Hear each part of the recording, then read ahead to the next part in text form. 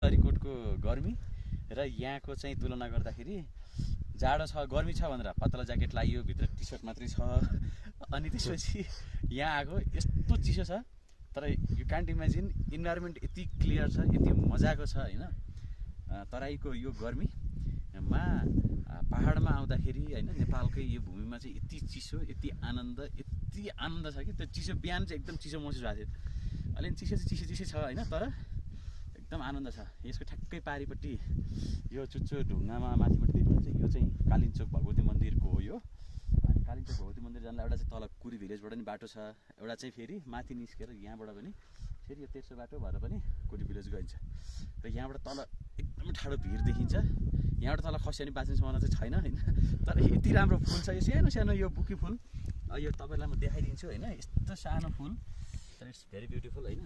यति सानो फुल कस्तो राम्रो फुल छ हैन यो चाहिँ तपाईँको लागि है।